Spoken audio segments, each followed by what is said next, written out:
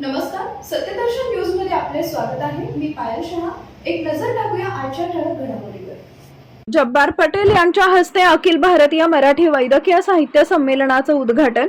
वैद्यकीय क्षेत्रात दडलेल्या साहित्यिक आणि सृजनशीलतेला चालना देणाऱ्या अखिल भारतीय मराठी वैद्यकीय साहित्य संस्कृती संमेलनाचं छत्रपती संभाजीनगर इथं उद्घाटन झालं।